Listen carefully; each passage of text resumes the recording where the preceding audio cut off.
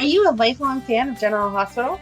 Are you a new fan who wants to know more about the history of the show? Do you enjoy talking about the show with others? Do you find yourself yelling at the TV? Is your self-care an hour a day in Port Charles? If so, we invite you to join hosts Amanda Kimmel and Shannon Coach at the place where all the hidden conversations take place and secrets are revealed. Meet us at Pier 54, a General Hospital fan podcast. Hello, welcome to the Port Charles 411. Today we are revisiting our chat with Vincent Irizarry. And for those of you who have never watched a soap opera other than General Hospital, he was on All My Children. And what prompted our conversation, he's also been on, I think, Days of Our Lives and Bold and the Beautiful too. Sorry. But what prompted our conversation with him is that his character, David Hayward, on All My Children, was married to Anna Devane during the time where Anna had gone from General Hospital to All My Children. In October of 2020, we did I think it was a 4-part series breaking down all of Anna's years, and we were truly, truly honored to be able to speak with Vincent about All My Children and just getting to know him better as a person. I cannot believe it's been almost 3 years. We definitely need to check in with him. And part of why we did choose to revisit this chat is that Marcus Coloma and Ken Shiner have been doing their little project with him through Instagram that's now on YouTube. They have a little series going on, and Vincent has been a part of it. So we just wanted to share this conversation with you again. Enjoy. Hi. Welcome to the Port Charles 411.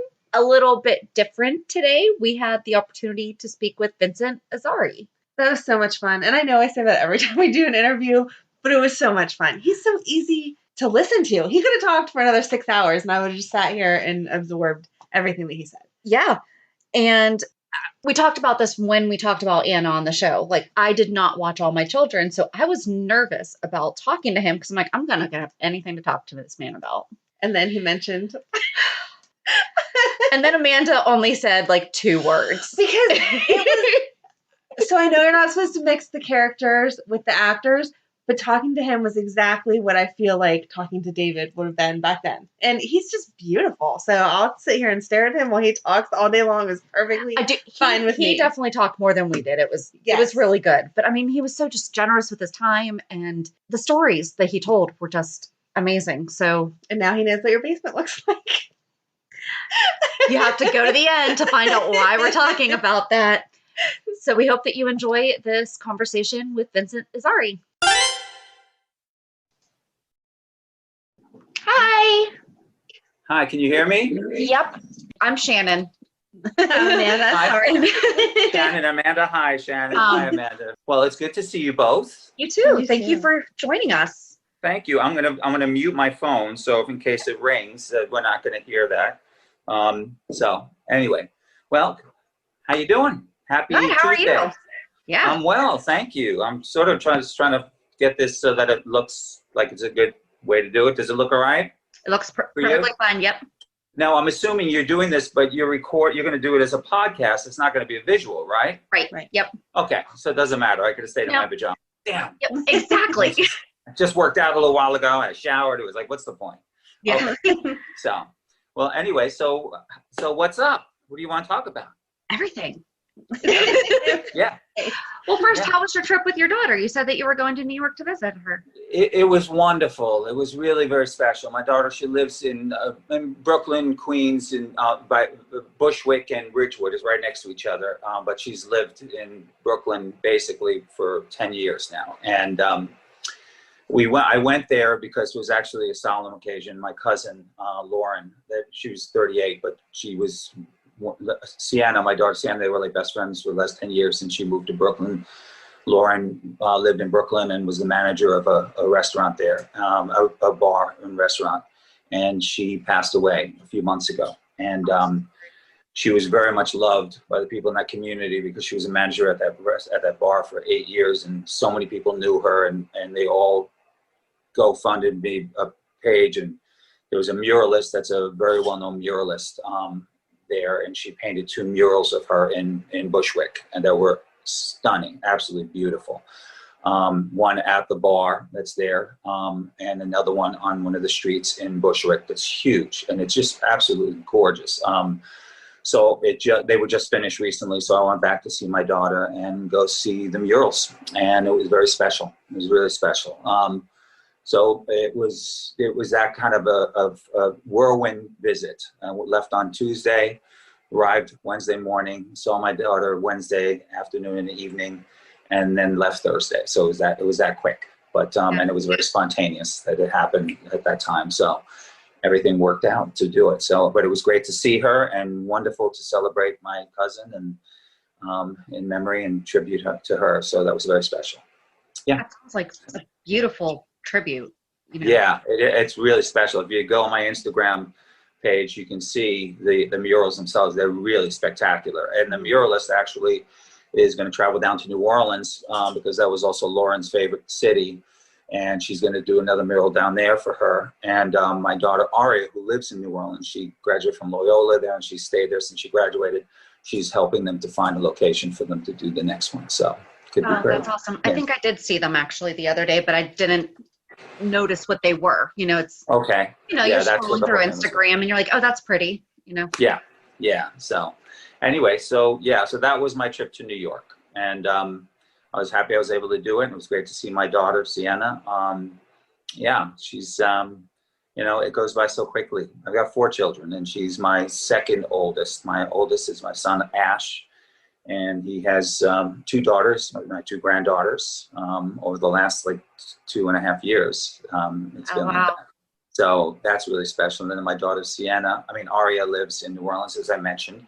And my son, Elias, he's going to school at the Citadel in South Carolina. Oh, that's awesome. Yeah, this is his freshman year. And and I went to visit him about 2 weeks ago down there in Charleston.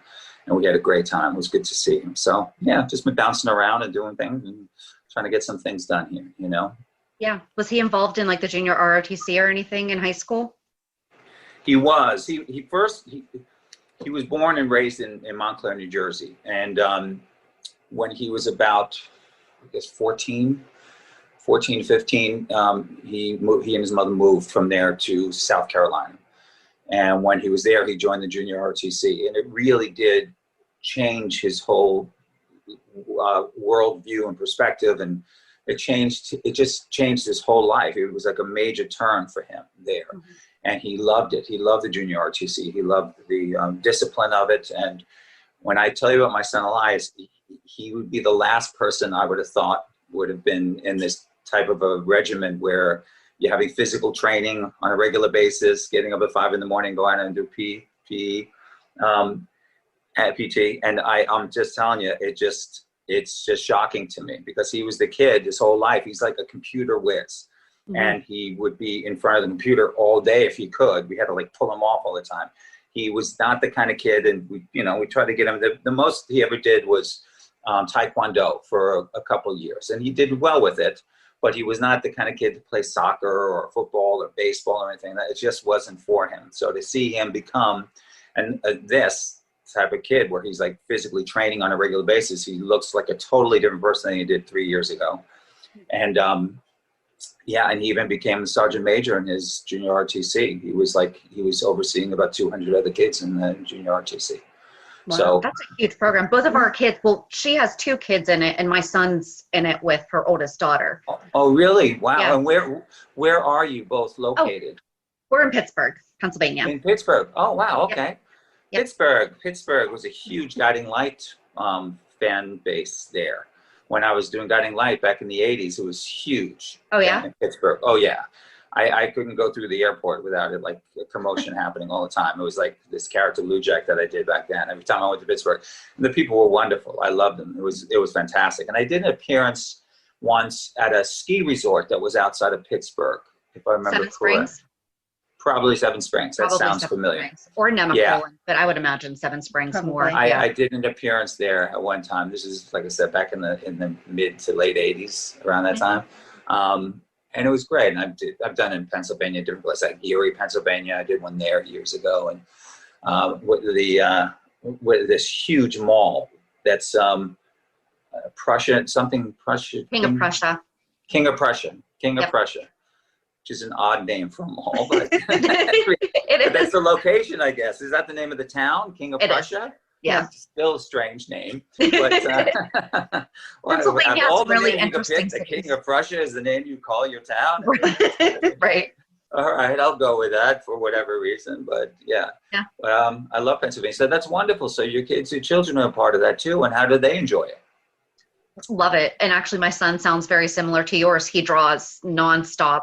I mean, that's all that he does. He's done swimming. He's did a little bit of karate, but yeah, he loves it. And so my son's a senior and her oldest daughter's a senior. So they're starting to get into that. And, you know, I'm like, are you going to continue with ROTC? And he's like, yeah. So that's awesome. That's awesome. And it was fun going to see my son.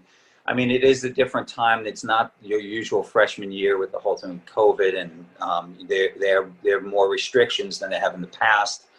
You know, the first week that they have, it's a challenge week, you know, for the freshmen, and afterwards, usually there's like an outing to go to the beach, and they can do that. So it's like the first few weeks, they weren't even allowed to socialize outside of their rooms with other students, because they wanted to make sure they contained and kept everybody safe, because they were going through school, like regular school, and they didn't want to have to shut it down. So they were doing that, but they've loosened it up a bit. And that was another whirlwind trip. I literally, not every weekend, because he's a freshman, he doesn't always have leave on the weekends.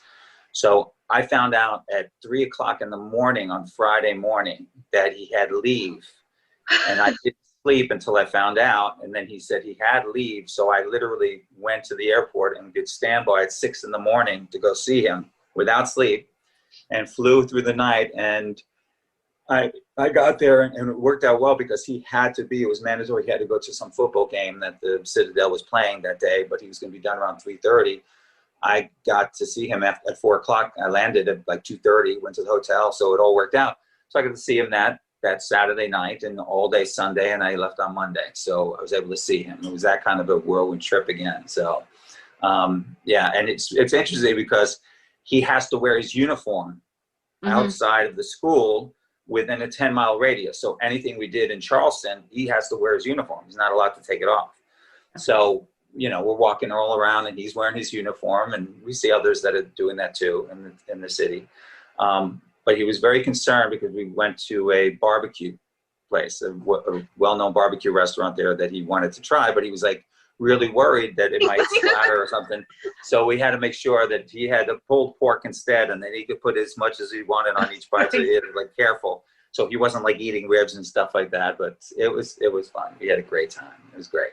That would be interesting to see the uniform with the bib. You're right. You know? Yeah, I know. That's true. That's true. It was pretty funny. So your kids are all spread out, but you're originally from New York. I am. I was born and raised in New York. I was born in Queens. Lived there till I was 8 years old and grew up on Long Island. I lived in Manhattan there, but after school, I went to school at Berklee College of Music in Boston. And and after that, I moved to Manhattan. I lived in Manhattan on and off. I lived in Manhattan for probably about 15 years. And also lived out in New Jersey as well. When I was doing all my children, I started in the city, and then I moved out to Montclair, New Jersey, and we lived there for 11 years. But I was traveling back and forth from Montclair to Los Angeles, because at that time I started doing Young and the Restless, and then the whole show, all my children moved to Los Angeles, and I was traveling again back and forth from Montclair to Los Angeles, because we weren't sure what was going to happen with the show, whether it was definitely going to stay on, if I was going to keep living in LA. But I've been here ever since. It's been 10 years. So I moved out here just before, in December of 2009. So it was right before 2010. We started filming here on January 4th, if I remember correctly, of 2010. And the reason I remembered that is because that was literally the 40th anniversary of the show. It was on January 4th. Oh. And we started here on that day. And I was in the first scenes with Rebecca Buddick in the new studio. We did the first scenes of the day starting there, and with Greenlee. And so that's where we are. And I've been here since. So that's it. And for the General Hospital fans listening, she's also Hayden.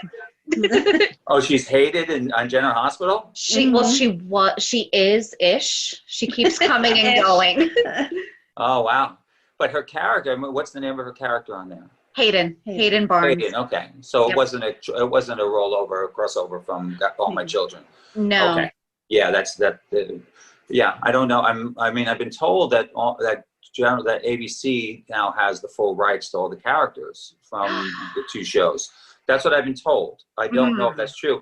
I know that at one point they did not, because Prospect Park had licensed the show. Yep. And that was just a mess, the whole thing. And it was such a shame, because the All My Children online version was actually excellent. It was so well done. The writing was fantastic. The casting, everything was great. The studio was beautiful. The way it was shot, the story was wonderful, absolutely wonderful. And they got into a legal fight with ABC. That was like a $125 million lawsuit, and they shut everything down. But apparently, from what I understand, that court case it's been dismissed like for a couple of years now. Okay. So that was my understanding, and that's what people have said. Even though the cast members that I've spoken to, their understanding is that ABC has the rights to the characters. So who knows? That's why I wasn't sure if she was a crossover. I didn't know. So. Yeah. Well, so it's interesting because so we had 3 characters from One Life to Live come over as their characters, but then GH killed 2. Then Nora Buchanan still comes over every now and again. They all left one day and then came back as different characters. Right. That was in the midst of the whole thing that happened. That was part of the lawsuit, from my understanding. I mean, I'm not an authority in this, but my understanding was that they had taken the characters from One Life to Live, because the executive producer, Frank, was also the executive producer on One Life to Live. And when he was hired to be the executive producer for General Hospital, and Prospect Park had been dragging and getting production going, it was strange. The timing of it was, we finished shooting sometime, I think it was in 2011 at ABC when we were doing it here. It was about a year and a half after we started. And we were supposed to start right away for the online thing, but it never happened. And they kept telling us it's going to happen, it's going to happen. And then they just stopped telling us. And about a year, a little close to a year and a half went by. Well, it was just over a year, like 15 months later, I got a call from Ginger, who was one of the producers on All My Children at the time, that they were resurrecting it for the online version. This was in December, and I think it was like 2013, maybe, or 2012. And they were bringing it back, but they had to get it up before the last week of February. They had to be in production by the last week of February. This was in December, I'm telling you, right? 2 months. So in 2 months they had to get up, and I said to Ginger, I said, okay, so all right, who are the writers? We don't have any writers yet. We're talking to several writers. I'm like, okay, if 2 months is where are we doing this? He said, well, we're looking for a studio. So I'm like, you don't have a studio? No, we don't have a studio. So you don't have sets or anything. You don't have a production office? No, we're doing that all right now. And I'm like, you're going to do this in 2 months? She said, we're going to get it done. We're going to get it done. And she got it done. I mean, she was brilliant at it. And that last week before, because if they didn't do it by the end of that time, that was when the licensing period was going to end, and they were going to lose the rights to the show. Not only did that last week of February, were we all walking on these brand new sets that were built in this beautiful soundstage in Connecticut with the production office and everything else, the scripts were fantastic. We were very excited about it. And the same thing for One Life to Live.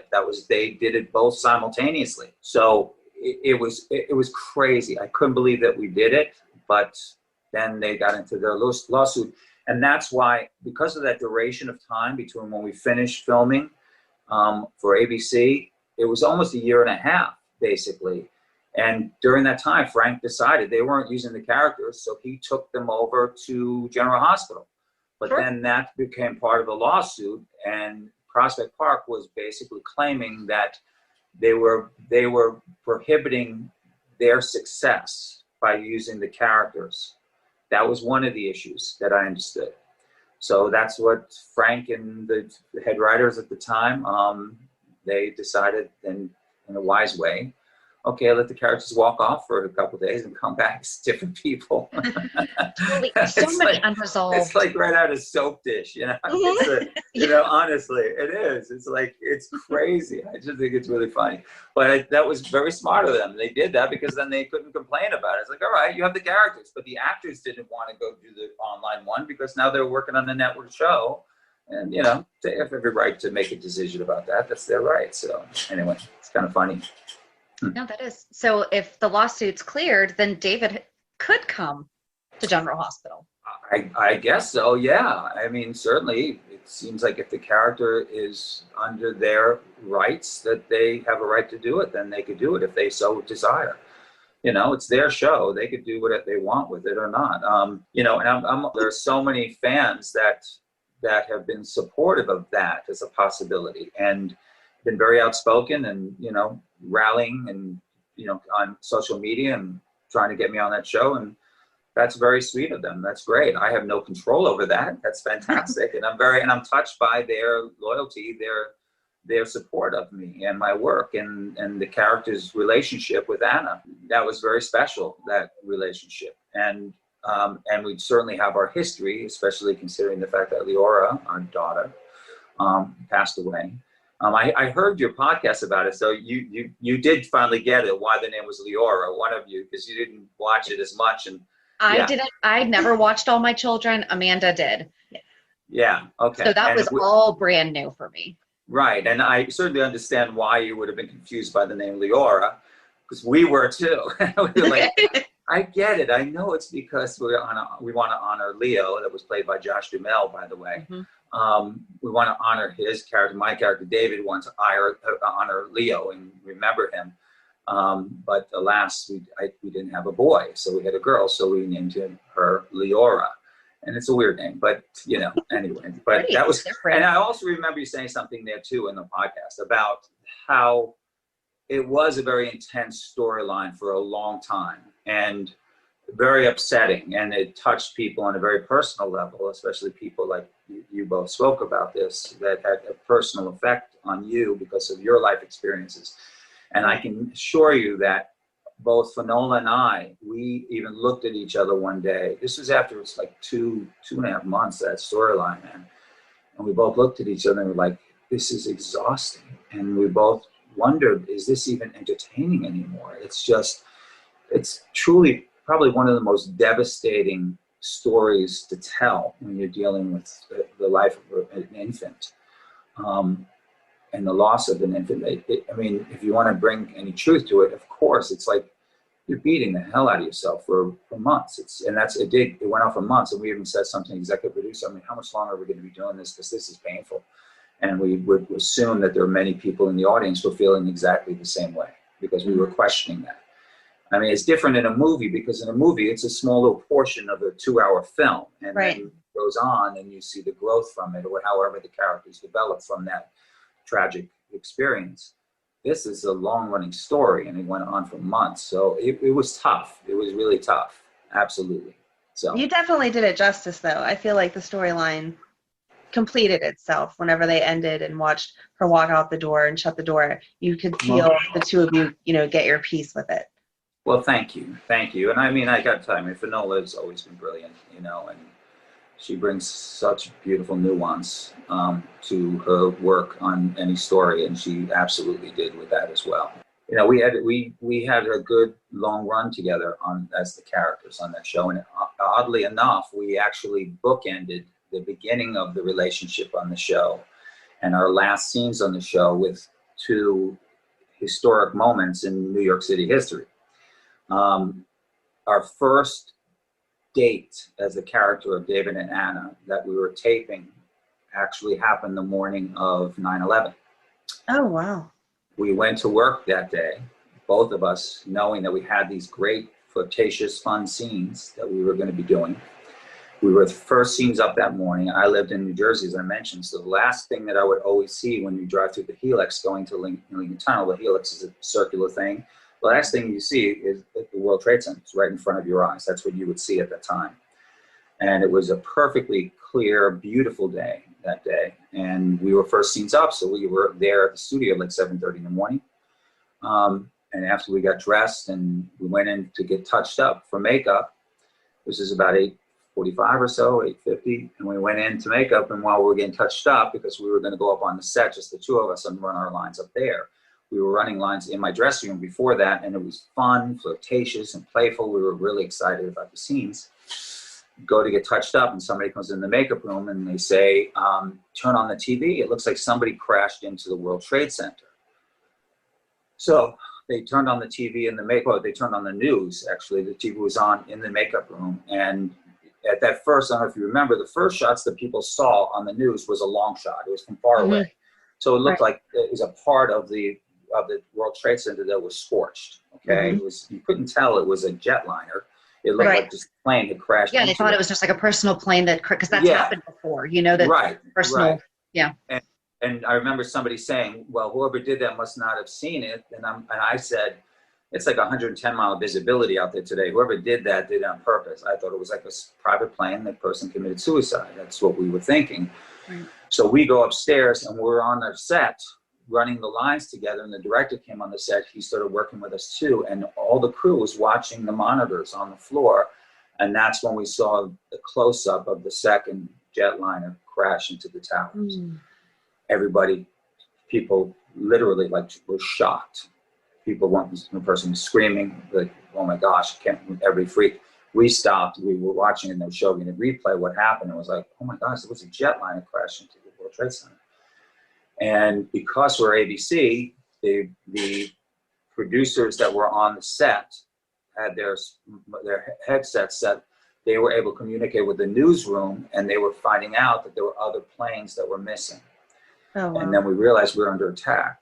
And the director then tried to rally everybody, let's get back to work. And Finola and I then are doing these same one-time playful, flirtatious scenes in rehearsal, like we were going to tape them. And totally different state of mind now. We're not in that place. And we both looked at each other and said, "What the hell are we doing? This doesn't feel right now." Yeah, right. And then the first tower collapsed.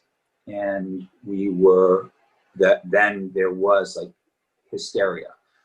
It was one of the extras that was on the show, a woman, she had dropped her son off at a daycare just blocks away from the towers. She went hysterical. People were crying, screaming. One of the principal actors, I'm not going to say who it is because it's her privacy, but she lived down there at the Battery Park, and her brother would be going into the subways there in New York to go to work around that time. She was hysterical.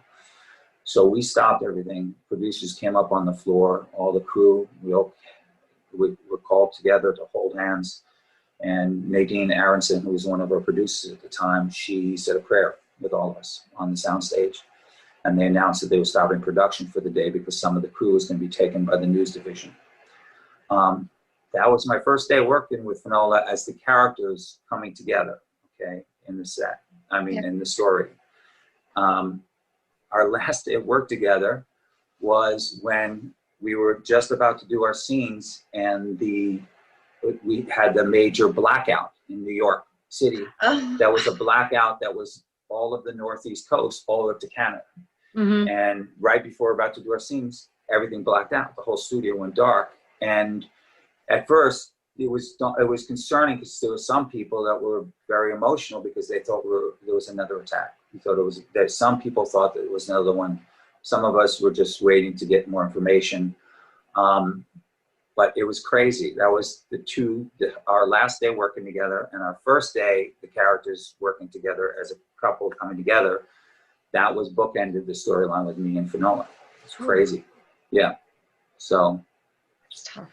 Yeah. And I just, even this year when 9/11 happened, there was a thing on Instagram saying, do you remember where you were on 9/11? And I sent an inbox DM to Finola with a heart and remembrance of it, where we were. That's all. Crazy, huh? It is, yeah. Yeah, I'm sorry. It seemed like I brought you guys down. No. It's just everyone has their story of what that was that day, and. Yeah, absolutely.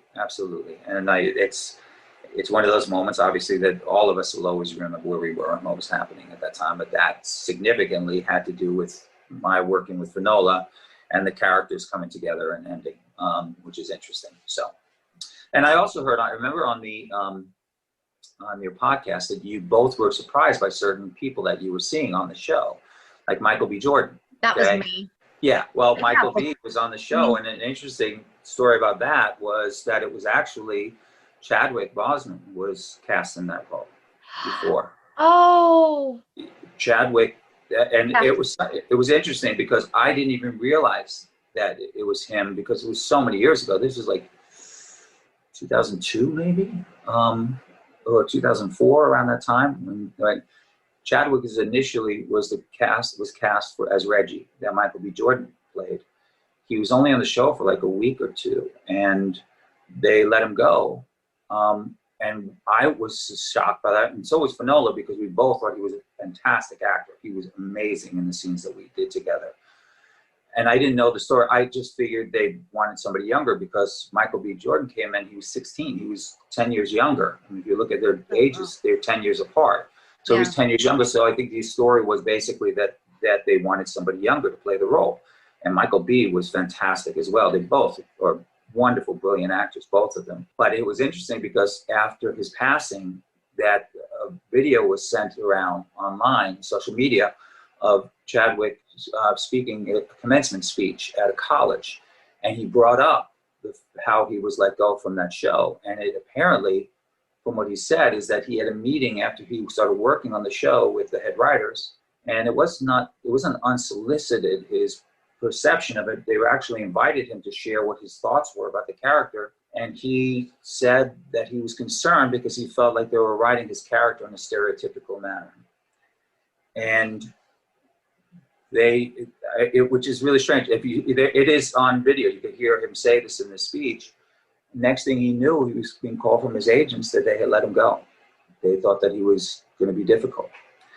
And it was stunning to him because, as I said, it wasn't unsolicited. He didn't just go there to say, I need to talk to you about this. They invited to speak with him and was curious about what he thought of the character, and actually we're talking about how wonderful he was doing in the role. And they found, and his agents even said, this is what he said at the commencement. His agent said at the time, it's going to be tough for you to get a job for a while because people are got the impression now that you're difficult. And it's just odd that would have happened. I didn't know the inside story until I heard that. And I was like, oh, that's outrageous. I never would have imagined something like that happening on the show. And he was fantastic. And we had this one scene, so we had several scenes together in those weeks because I worked opposite him in the hospital. And there was a scene where he grabbed Finola and he was holding him by knife point. And both Finola and I, after scenes, he was like, he's good. He's really good. I said, yeah, he's excellent, really talented. And the next thing he knew, he was gone. So that was strange. Yeah. And also, I don't know if you know, like Amanda Seyfried was on the show. I didn't know that. No. She was on the show at the same time as Levin Ramblin. She was on the show. And I think she won an Emmy. She was playing Jackson's daughter with autism. That was Levin. And yeah, she was fantastic. There was so many. Everybody was on the show at the same time. Abigail Spencer was on the show at that same time. Judy Wilson was brilliant as a casting director, and really was for that show. There was so many talented young actors that came on that show at that time. Yeah, they were all there. Amanda Seyfried was on at that time. She was wonderful. And such a sweetheart, really good young lady. So didn't Sarah Michelle Gellar get started on All My Children too, or was that Bold and the Beautiful? Who was that? Sarah Michelle Gellar. She got started on a soap too. Yes, she was on it before I was on it. She was on it when I was on Guiding Light, and I knew her back then too because we both were taking singing lessons from the same singing teacher, Sarah Michelle. Oh, that's and she would always be there. She'd be at the singing lessons with her mother because she was young. She was a teenager at the time. I didn't know that she sang. Huh. Yeah. I didn't know that you sang either until I found it on YouTube. Yeah, I did. I did it for years. I studied and sang with the Orchestre de Lyon in Lyon, France, and did some cabarets. I produced a cabaret with Bobby Eakes and Walt Willey. We did something together, and we also did it at B.B. King's. We did it at some casinos and stuff, and yeah, we had a great time. It was a lot of fun. So yeah, it's cool. You have a great voice. Well, thank you. Thank you. A little tired right now, but thanks.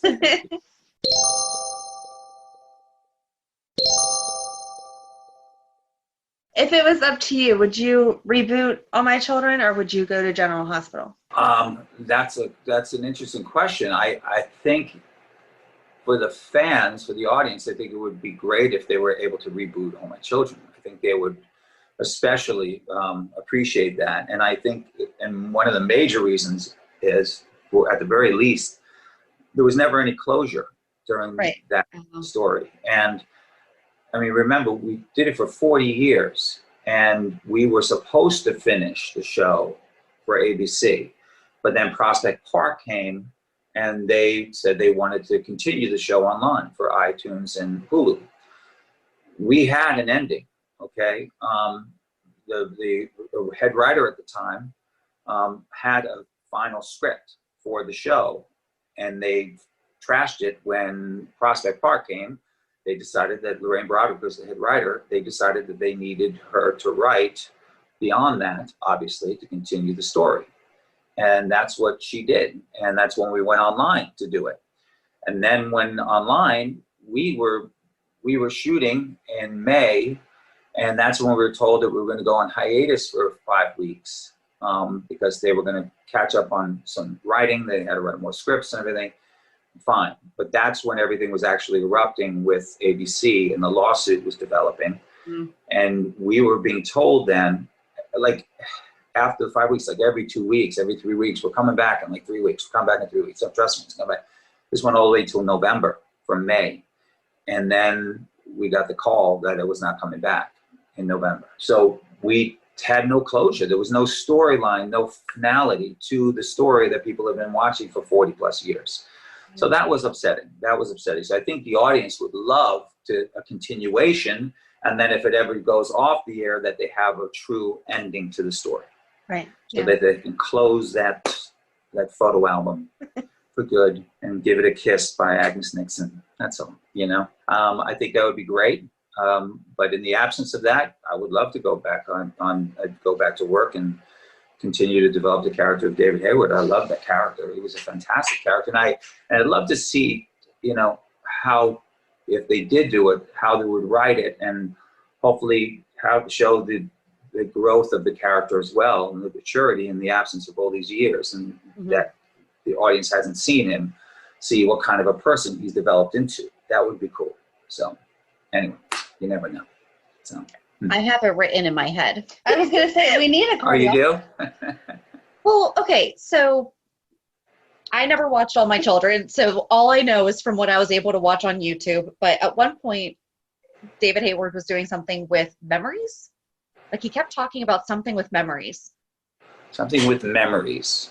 One of the drugs he was doing had something to do with, like, it would take away memories or something like that. Right. Oh, right. I mean, he did dabble in pharmaceutical research. Well, we could really use that a lot. Yes, I mean, we all can. And he came up with the libido zone. If I remember correctly, maybe it has something to do with the story with Maria, when Maria came back on the show, and that she had amnesia at the time, if I remember correctly. Yes. And it was interesting because you also brought up in the podcast that I didn't know who she was, and wasn't aware that she was Maria Gray, or whatever the character there was. I think it was Maria Gray, and that she was Edmund's wife at one time. I didn't know that, and I remember, because that's the way they wrote it. And I remember saying to the executive producer at the time, "Haven't I seen her picture at Gray Manor somewhere in the last few years?" You didn't pay attention to it. You just walk past. I'm like, that picture is pretty obvious. I mean, it's like a picture of her, this beautiful woman that right there in front of you goes, "You didn't notice." I'm like, I think David would have noticed. Well, for the sake of the story, you didn't notice. I'm like, okay. So it's one of those moments where they like have you suspend your own sense of reality for the sake of the story. I'm like, okay. I have pictures all over the place, and probably even in the bathroom there was a picture of her there. You're isolated in a bathroom with a picture of Maria Gray, but you don't notice her. So, right. And she's Eva LaRue is a pretty striking woman. I don't think I would miss a picture of her. Right. Yeah. And yeah. But there was there's still kind of the residual effects, but a couple years ago, there was a whole storyline where this doctor was doing a double blind study with twins and swapping their memories. So guess who was involved in that? Anna and Alex. Oh, So okay. wouldn't it have been great if you were the doctor who was helping this other doctor that we know was involved, but like Yeah. you were the one who was behind it all? That's interesting. I don't know. I only get little excerpts of General Hospital, and it's oftentimes on on Instagram or Twitter or something, where a fan will place a few scenes or here and there. Yeah. So I didn't know that about the story, but that would have been interesting. Because now Anna has a son, even though we're convinced it's Alex's son, because Anna doesn't remember having him. But then Anna never talks about Leora, so that would explain why she didn't. Yeah. Because you would have removed that memory because it was so painful. Yes. Yes. Well, I do know. I do remember. This was a few years ago, and whenever anything that comes close to the story with David on GH happens, fans write to me throughout the whole time. This happened today, and they write it on Twitter. It's like an open thing. It's not like a DM or anything. And one time, I guess they did mention David and Leora on the show. This was a few years ago that this had happened. So that was the only time that I remember that they said that, because all these fans were like, they just mentioned David Hayward on General Hospital and Leora, So they were very excited about it, but obviously it was just a story point having to do with what was happening with her at the time. So, but she has a son now. Supposedly. She has a son, but it may not be hers. It may be Alex's. Okay. Yeah. Because she doesn't remember ever having him. So that's pretty funny. That's pretty funny.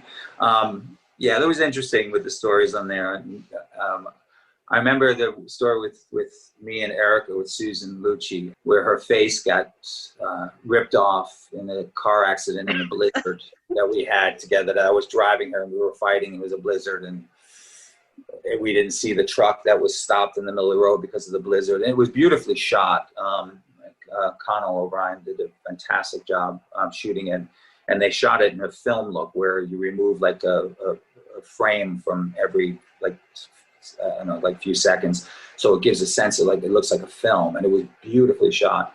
But in that scene, that some lathes were sticking out from the back of a truck, went through the window, ripped off Erica's face, the side of her face. So she was, the Phantom of the Opera on the show for a few months with the mask, half mask and everything.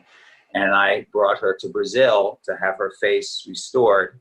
And it was through Dr. Faxinella, who was a Brazilian doctor. So we always thought that was funny. His name was Dr. Faxinella, to refashion her face. We thought that was really funny. It was like, yeah, you had to name Dr. Faxinella. Yeah, so anyway, but it's funny when you have these stories on these shows. They're entertaining, they're exciting. It was great, so. I have definitely talked way too much. Feel free, ask questions, ask away. Go ahead. Amanda, do you have something you want to ask? I don't know. I'm a little starstruck because I did watch All My Children. So I was very excited whenever you said you would talk to us. Aw, that's so sweet. Thank you, Annie. That's great. And Shannon, hopefully now you'll catch up to all the shows of 40 years. From this point on. Okay. I want to, though. That's the thing. I'm like, it was really good. Yeah, it was great. We had a wonderful cast. I was only supposed to be on the show for 3 months. It was a 3-month role, basically. And it was, I was hired, and I was still living at the time I was living in Los Angeles, and my daughter Aria was just born. It just worked out. My manager contacted me and said, is there any chance that you might be able to be in New York, because all my children would like to meet with you? And it just happened that weekend. We were having my daughter's baptism on Long Island with my family. I said, I'll just stay another day or two. I can see them on Monday. And absolutely. So I went in to meet with them, and sat with Jean Dodari Burke, who was the executive producer at the time, and Judy Wilson, and talked for like 45 minutes. Had a great talk with them. And at the end of it, they offered me the role. I didn't have to audition or anything. They just said, we really would like you to do it. Can you do this for 3 months? I said, yeah, I'll make it work. And it turned into a 12-year, 13-year character. And it was just, it was a great role. We saw the potential of it immediately. So that's why they extended the character. And actually, I turned down the first offer because I had made a promise to my daughter, Sienna, who was now living in Los Angeles at the time. She and I were going back and forth because when I was on Guiding Light, she was flying back like every month and a half with a nanny to see me for 2 weeks. And I was flying to see her like 2 times, sometimes in the interim. And I moved to Los Angeles to be closer to her. I lived a block away from where she lived. And when I first told her I was doing the job in New York, she got panicked because she equated it with separation. And I promised her at the time, I said, this is not a long-term job. It's just for 3 months. I promise I'll be back. And I said, you can come visit me and we can hang out and enjoy ourselves in New York again, as we did in the past. So when they offered me before the end of 3 months, they wanted to do a long-term contract with me. And at first, of course, I was tempted. I had a newborn baby and didn't have a job to go back to. They were offering me good money, and it was a steady job again. And for a week, I was negotiating with them, with my agents. And then I contacted Jean Didari Burke and said, I got to talk with you. Went and met with her in office, and I told her I can't take the job. She said, why? And I said, because I promised my daughter. I promised her I wasn't going to be doing this job for long term. And she says, is there anything we could do to make it happen? And I said, I can't imagine anything. I can't do it. My agents are calling me and they're like, what are you doing? You're turning down this job. I'm like, I promised my daughter. I can't do it. I cannot do it. So 5 months went by and Judy Wilson called me after 5 months and she says, what can we do to make this work? And I said, I don't know. I'm here. Oh, before that though, I went back to LA and I sat my daughter down and I told her, I said, I want you to know that this had happened, but I made a promise to you and I wanted to keep that promise. But I then told her, I said, but I can't make that promise to you all the time. I said, I did make it, so I want to honor it. But there are jobs that come up sometimes that I might be in Vancouver or Miami or Chicago or New York, and I can't keep turning down jobs. But because I promised you, I decided this is what I'm going to do. So Judy Wilson calls 5 months later and she's like, what can we do to make it work? I don't know. My ex-wife, Signe Coleman, was also living here with my daughter in Los Angeles, a block away. And she's like, would she be interested in doing any show in New York? I said, I'm sure she would. I didn't know if I wanted it to be my show. Not an easy thing to do. We work with your ex-wife. Not the best environment. So she said, let me get back to you. And at that time, Guiding Light was casting. Cynthia Watros had left the show, and they were bringing somebody on that was supposed to be a double of her or something. So Judy Wilson talked to Guiding Light, and they said, we'd love to see her on tape. So they taped her in Los Angeles, liked her audition, flew her to New York, and did a screen test with her, and she got the part in New York. That works. So it felt like, Judy Wilson and God moved heaven and earth to make this happen. I went to New York to go start on All My Children. My ex-wife, Signe, and my daughter, Sienna, moved to New York a week later, and we all lived in New York and worked on different shows and worked out. And then the character, like I said, was 12, 13 years working on the show. Wow. So it's crazy. So I kind of felt like it was meant to be, Mm-hmm. And it was pretty amazing. It was a great run. I loved the story, loved the character. And of course, I'd love to resurrect him again. It would be wonderful. So anyway. Who's been your favorite character that you've done? That's a tough question. David would certainly be up there. And also my first one was Lou Jack on Guiding Light. And that character was extraordinary. I loved that character. And I think also because of the time of my life, I started working as Lou Jack at 23 years old. And I felt that Lou Jack was closest to my personality and my nature. So I really identified with Lou Jack a lot. And it was my first foray into television. I'd been doing theater for 6 years before. That was the first job. And that was only supposed to be a 3-day job too. And that character just exploded. It became kind of like a phenomenon in my life. And it was the foundation of my entire professional career in television, frankly. So Lou Jack absolutely be one of my favorite. David Hayward, and I loved Deimos on Days of Our Lives. Deimos had a lot of potential as well. And I think it's basically, it starts with the backstory of a character, and if the backstory of the character is strong, is solid, something where an actor could really like sink their teeth into it, that's a great foundation to start from and to build from. And I felt with Lou Jack, with David Hayward, and with Damos, all of those backstories of who they were, where they came from, why they are the person that they are today, that was fantastic. And I loved playing those characters. Every character is great, though. I love anytime I get to work, it's wonderful. I shot a Western recently, which was interesting. And I attribute that to my pandemic look, which you can see with my long hair and my beard and mustache. And I said to my girlfriend Yvonne recently, like a few months ago, I was like, for 7 months I didn't cut my hair because I couldn't get my hair cut here. So, and right. I did recently, like a little over a month ago, but I've kept it long because of this. I might be going back to do this. It's a new series. And I said to her like a month before I got this role, I said, I think I could do a Western now because of the look I had. I had this beard, mustache, and the long hair. And my first audition I had a month later was for a Western. How about and I got the part. First audition was a FaceTime with the casting director. They recorded it, showed the producers. Then they had me come into the production office in Burbank and read for them there, and I got the part. And it was my first Western. I'm like, this look works. It's good. I'm trying to make the best of it. It's an easy thing. It's just like anything. It's an accessory. I can shave it off in a minute, cut my hair short, whatever.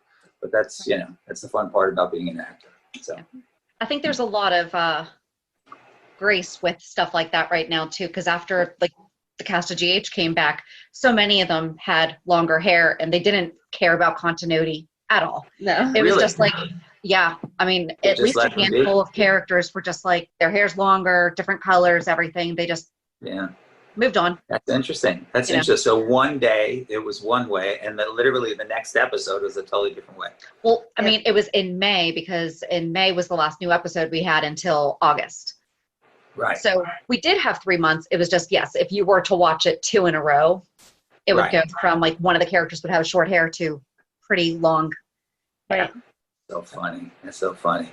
Well, obviously everybody, we all had our physical changes during this time. Yes. So, and some have that pandemic poundage that they've added too. I was just thinking, I've gained the COVID-19. Yes, that's right. Nobody realized that 19 was in pounds. That's all. Right. So you mentioned that you got your start with theater and everything. Do you do a lot of that, or what kind of theater did you do? I did a lot of theater for those 6 years. I started actually at Berkeley College of Music. Was my first theater production, and there was an English teacher that was there that had a theater company, that started a theater company at Berkeley. His name was Larry Brenner. We know him as Bren. He started the theater company, and he and I became friends. He was like a post-beat poet, and I was writing poetry, and I was giving him some of my poetry at the time. And we became friends. We'd go and have beers and hang out and go have lunch together after class. Great guy, and I still communicate with him, actually. And he asked me one day if I'd ever thought about acting, and I was like, you know what? I've always had a natural curiosity about it. I have always loved film. My brother and I grew up watching The Late Show and The Late Late Show when my parents were asleep, and we'd sneak downstairs till 4 a.m. with our face right up to the TV because we didn't want the volume too loud, and watch Jimmy Cagney movies and Cary Grant movies and anything that was happening at that time. So he asked me, and I said, yeah, I would love to. I'd love to try it sometime. And he had this play that he was going to be directing that was the 3-person play. It was a Jean Genet play called Death Watch. And he said, this is a great role for you. And I went home for Christmas break with the play, and I didn't even know how to approach it. I just basically was upstairs in my bedroom at home, acting out every role, in the play out loud. And my parents thought I was like having a breakdown. Because it was a very intense, dramatic play. It was very intense. And my character was probably the most intense of everybody.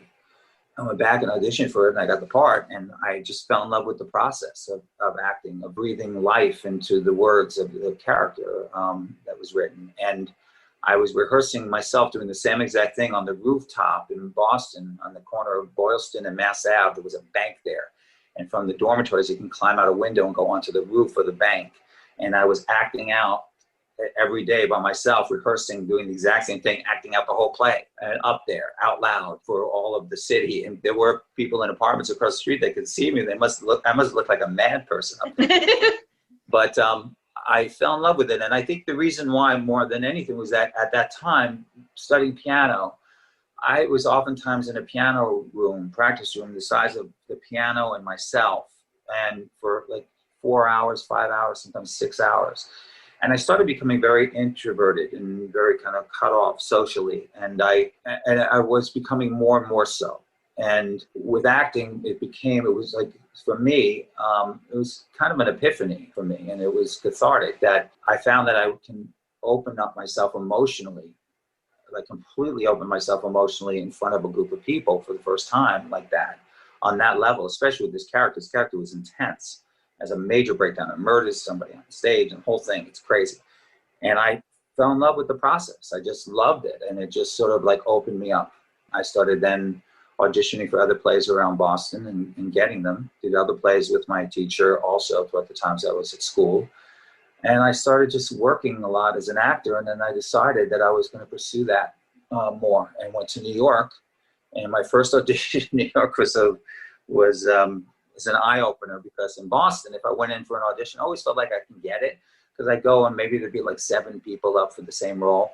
My first audition was an open call through backstage for an industrial film where they were looking for somebody that was 19 to 21 years of age. And I remember this is like shy but courageous. Okay, I was handsome, shy but courageous. I'm like, handsome is subjective, but I can be shy and courageous. And I'm 19 to 21. I was around that age. So I went to the audition, took the subway, got off the subway, turned the corner, and the whole block was filled with hundreds of actors that all looked like 19 to 20, handsome, shy, but courageous. And I was stunned. And it took like 2 hours to get through the line to get in front of them. And I gave a terrible, terrible audition because I was so thrown off by it. So I realized the stakes were much higher in New York and different. So I had to really basically just become very, very disciplined and focused and more driven. And I was doing theater at 13th Street Theater for a couple of years. And I was actually living there on the dressing room floor for about 6 months with a roll-up mat. And that night, I was working lights for some of the shows and doing stuff, but I was in the dressing room every night. I'd just roll out a mat and go to sleep and wake up. My whole life was about acting at the time. So that's what I was doing, just immersing myself entirely there. And I was occasionally working at the restaurants in Greenwich Village, like the Riviera Cafe. I worked there as a waiter for a while. And when I was doing plays, I would go on leave. I didn't want to be working at the same time I was focusing on a play. So I would go to the back door of the kitchen sometimes and ask the cook to give me like a burger or something. They would always sneak me a burger. So it was crazy. So yeah, that was it. But I did a lot of theater in New York, and I worked at the Public Theater, did a play there with Joseph Papp, that Des McAnuff, who went off to become the artistic director at the La Jolla Playhouse years later, and created shows like Tommy for Broadway and also Jersey Boys. This all started at La Jolla Playhouse with Des McAnuff and a lot of other ones as well. Huckleberry Finn he did as well. But he did a play called The Death of Von Richthofen that he wrote, and it was a musical that I was in the ensemble, dancing and everything. And while I was doing it, I got one of the leads playing Paul McCartney in a play about John Lennon called Lennon, 2 years after his death. And Hold I played, on. What? I have a Beatles basement. Oh my gosh, look at this. I know. Abbey Road. Oh my, no, but I mean like the whole way around, it's all Beatles. Okay, so you played Paul McCartney. Mm-hmm. I played Paul McCartney. It was 2 years after the death of John Lennon. Oh my goodness. And I got cast in that. Mitch Weissman was the musical director, and he had played Paul McCartney in Beatlemania. He's the one that looked like Paul McCartney. And he played left-handed bass, Rickenbacker bass. And he was the musical director. I went up initially for John Lennon, to play John Lennon, and I went and played guitar, played piano, sang. They loved my audition. They said they want me to come in and read for them as Paul McCartney. I said, sure. So I went and did that. And it was between me and one other person. And they said, you have to go to Mitch's apartment, Upper West Side. He wants to meet with you and this other guy. And he just wants to have you guys play bass. And now just understand this. I never played bass before I did this play. Okay, Oh, never geez. played bass. I was self-taught on guitar, so I was mostly a rhythm guitarist, but I knew scales and I knew some riffs and stuff. And I studied piano, so I went to school for piano, and I was trained in that.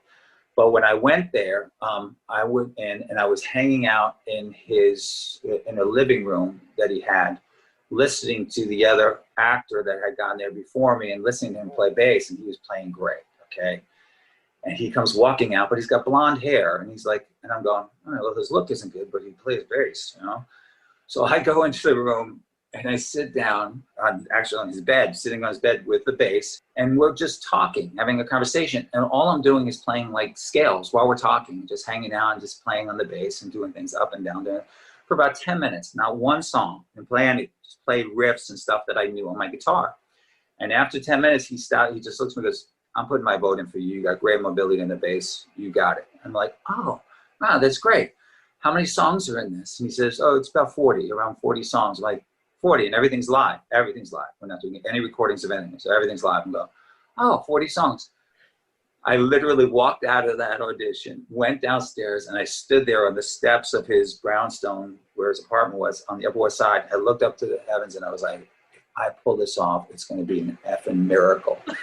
And I walked off and I said, I literally called my Uncle John, who's only about a year and a half older than me, and actually my Uncle John, who's like a third brother to me.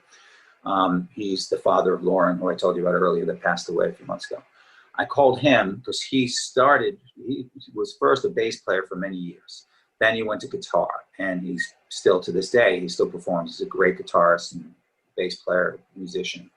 And I called him and I said, Johnny, can you help me learn these songs for this play, Lennon? And he's like, yeah, I'll come after work and we like take the songs off the records. That's all. We literally had the records, and I knew the song list now. So he would come up and we'd spend like hours, him taking the bass line off of the songs, off of the record, and teaching them to me. I was playing bass like 12 to 15 hours a day, every day, learning these songs, okay? So much so that every morning my hands were so stiff that I'd have to massage them under hot water, and I'd hear them cracking, my knuckles, the whole thing.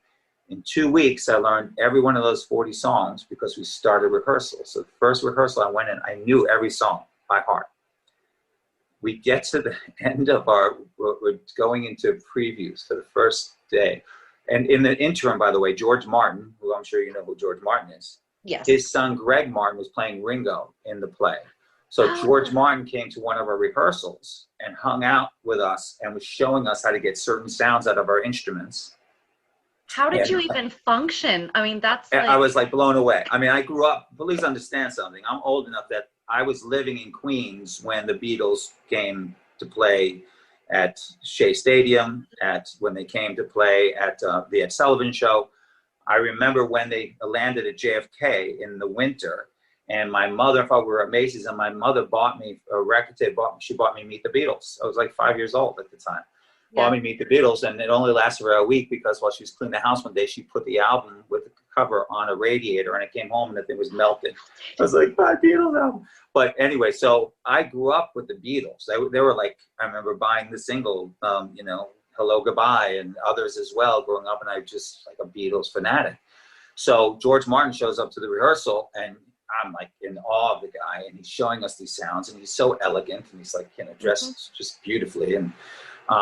And he was answering questions of us. At one point, we all sat down, and I asked him, I said, I've read so many books now about the Beatles, about their history, the biographies about them, but there are some that contradict each other about certain periods and things that happened historically. Mm-hmm. And he said, you want to know something? He said, there's not one that's completely accurate. And he said, I'll never forget this, he said, and that makes me question that if we can't get history right in 15 years, how are we to trust the history of antiquity? And I thought about that. I'm like, he's right. I mean, it was about 15 years at the time when we were doing the play. The play was 1982, so we're talking about a 15, 20-year period, and not one of them was accurate. So anyway, the first performance that we had in front of a live audience, the preview,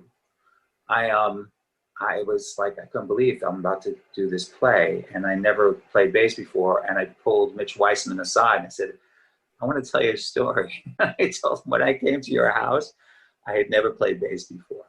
I'd never played bass. And he's like, are you kidding me? I said, no, I learned it all in 2 weeks, because we started rehearsal 2 weeks later when you gave me the song list. And I'm like, I'm just sharing that with you. And I like literally looked up and I was like, thank you. Thank you. And it was an amazing experience. Loved it. And Sid Bernstein had produced the play. Sid Bernstein produced the Shea Stadium concert. I believe it was that, or the Carnegie Hall concert. I can't remember. He saw the play in Liverpool and he brought it to New York. And I was cast. Robert Lapone was, and also David Patrick Kelly played John Lennon. David Patrick Kelly played him in the Hamburg years and the older years as Robert Lapone. Yeah, it was a great cast. Bill Sadler was in it. I'm trying to remember others. Catherine Borowitz. She was John Turturro's wife. She was in it. Yeah, it was great. It was really amazing. That was a great experience doing that. So yeah, that was my Beatles, my tribute to John Lennon. And it was an amazing show. We had standing ovations every single night. The audience loved it. We did it at a theater that's no longer there. It's now a Cineplex on 11th Street and 2nd Avenue. It was an old Yiddish theater. It was beautiful, 1,200 seat house. And we were going to take it to Broadway, but then Sid Bernstein had miscalculated and felt because it was a play about John Lennon, he didn't have to do any advertising. And in time, people were like, oh, I didn't even know the play was even still on. I'm not seeing anything about it. And then we lost audience because it wasn't being advertised. And then it was too late to bring it back. So we had to end the show, unfortunately. It was what it was. Bring it back. It was fantastic. It was an amazing show. It really was. Very, very special. Loved it. Loved it. So anyway. Cool. Think I could find it on YouTube? I don't think so. I don't think it was never recorded. I have actually a cassette recording of one of our rehearsals that was recorded through the soundboard. So it's a good sound. I haven't listened to it in probably like 20 plus years. Yeah. I have it somewhere. I do have it somewhere. I think Mitch Weissman gave it to me, which is pretty cool. So maybe one of these days I'll have it transferred over to a flash drive or something like that, so I could put it on my computer and you could listen to the sounds of it. It was fun. It was a really fun show. So, yeah. What was your favorite song to play? In the show, one of my favorite moments was during the Let It Be sessions, and when John and Paul got into an argument, and John walked out with Yoko. I walked up to the grand piano on stage by myself. It was empty stage, and I walked up and I played Golden Slumbers on the piano and sang, "You never gave me your money, you only gave me your funny papers," that whole thing. Mm-hmm. So that was fun. I mean, do I have a favorite song? I mean, A Day in the Life. I love A Day in the Life, but there's so many Beatles songs. But like in the play, that was your favorite moment. Yeah, that was a fun moment because it was a solo moment, me playing on the piano and singing a beautiful song, and yeah, that was great. That was a fun moment in the play for me, So yeah, and it was all and doing all the early stuff, and doing the shaking the head thing, talking like Paul McCartney with sounds like it's a head cold all the time, like that. I haven't done it in a while. I was actually better with John talking like that because it's got that nasally voice, bloody hell, like that. That was really good. So yeah, I mean, but I'm a little out of practice, and I've been talking for over an hour, so my voice is a little tired right now. Right. So, but anyway. So. Sorry, I totally took us down a rabbit hole. What was that? I said, I'm sorry, I totally took us down a rabbit hole. Yeah, it was a fantastic play. I had a great time, but it's been a long time. I haven't done a lot of theater. I did a play with Walt Willey. He invited me to come. He was every summer he would do a play in his hometown in Illinois, and he would bring like an actor from the show occasionally here and there. And he asked if I would do Harvey with him, the play Harvey. That was the Jimmy Stewart play, and he played Harvey. He directed it, and I did that with him, and that was a lot of fun. I had a great time. We did it for a few weeks. Yeah, and I did a play.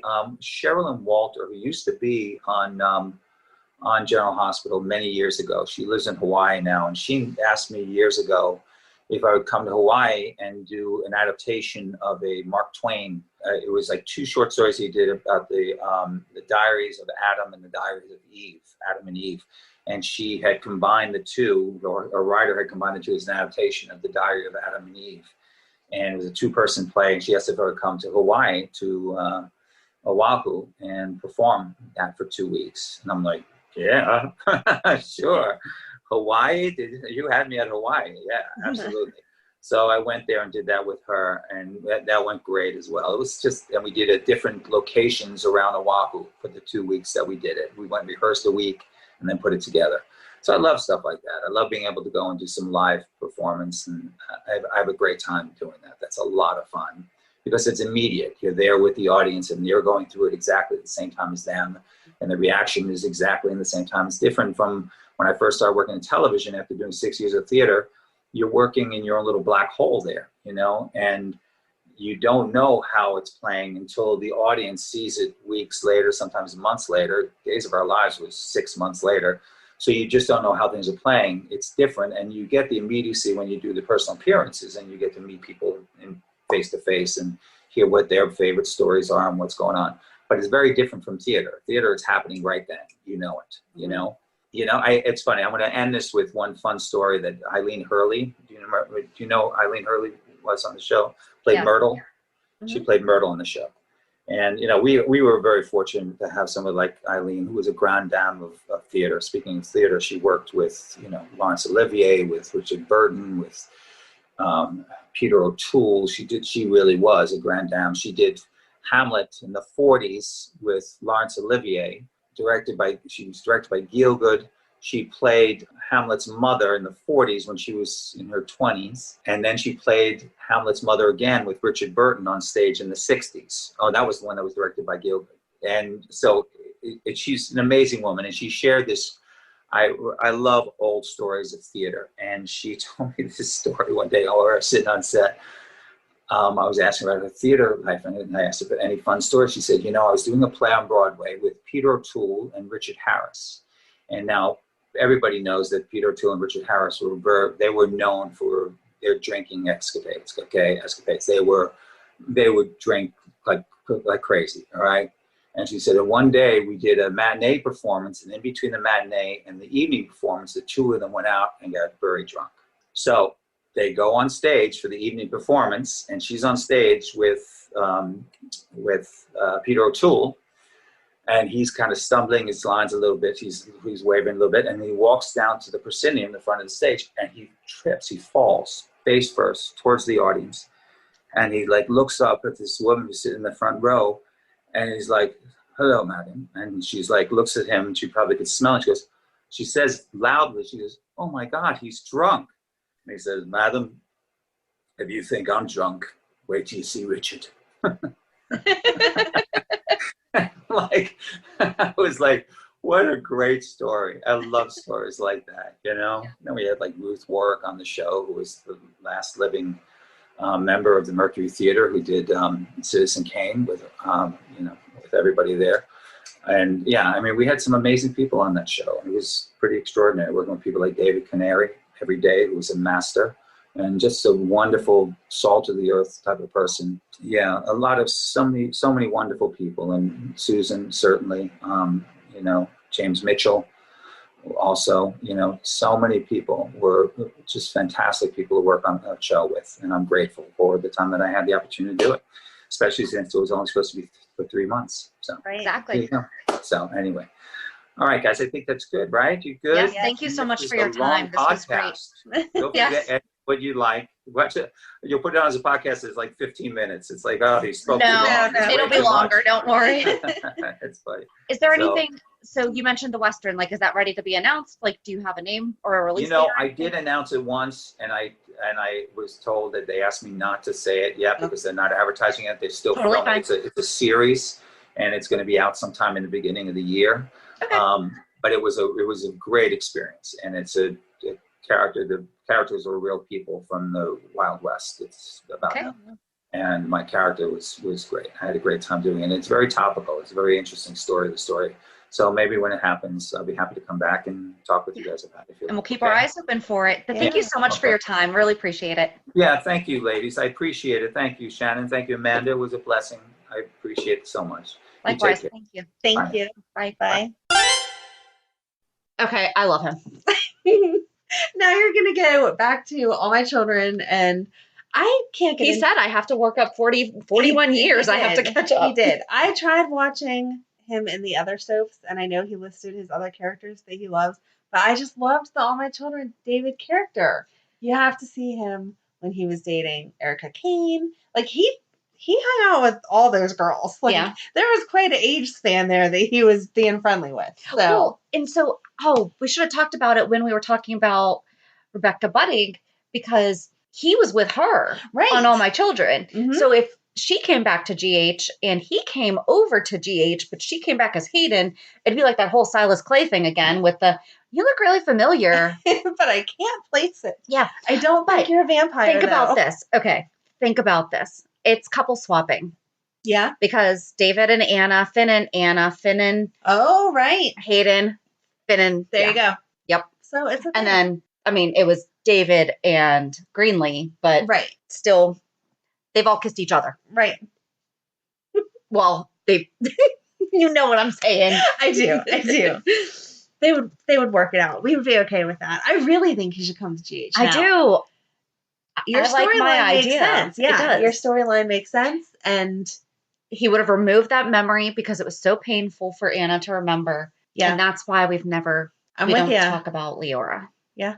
I kind of like that name, though.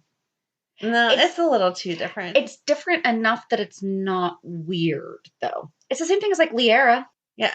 Okay. We all know my kids' names are so traditional. There's 100 of them in every classroom. So I just don't do different names. So I did think it was interesting that his real life daughter is Aria, because I had never heard that name until everyone started naming their kid that from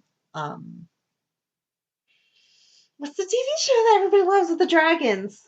I don't know. Oh my god, it's like the most popular show. It just ended like a couple months ago, a year ago. Come on, Game of Thrones? Thank you. Like with the dragons, yes. Game of Thrones. Okay, there's Aria. Keep in mind, I'm thinking. Okay, here's where I'm thinking though. You don't know adult shows.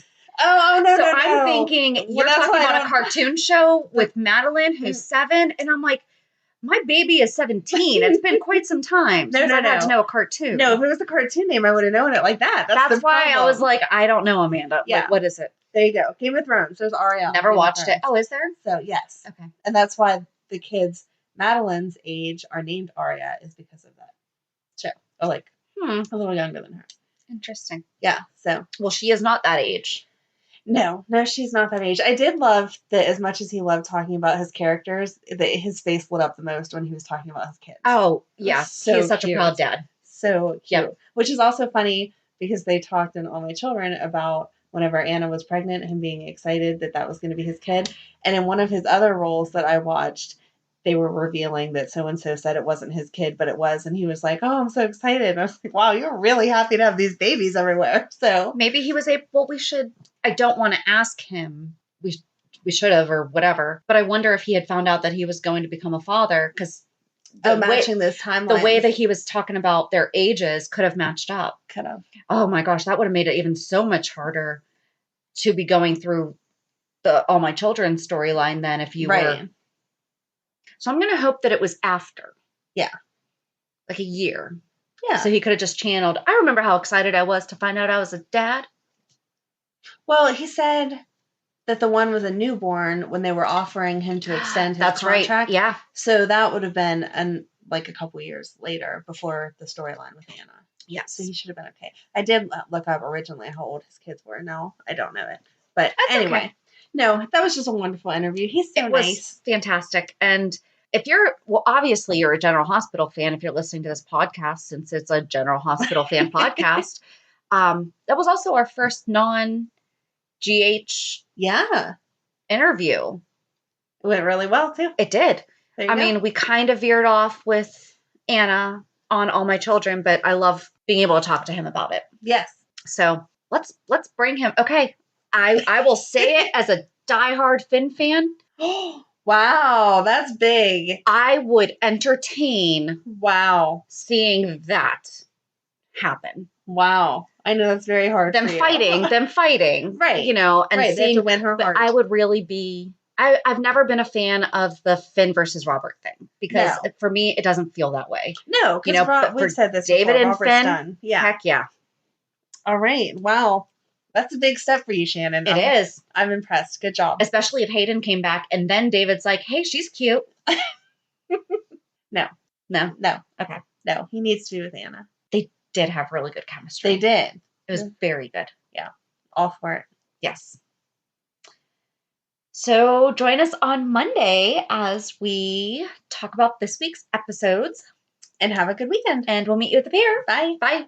If you enjoyed today's show, we invite you to go to pier54podcast.com to subscribe on your favorite platform. Don't forget to leave us a review. And you can also follow us on many social media channels. Just search for Pier 54 Podcast. Also, we are not perfect, so if there's something that we missed or messed up, just let us know by emailing us at pier54podcast@gmail.com.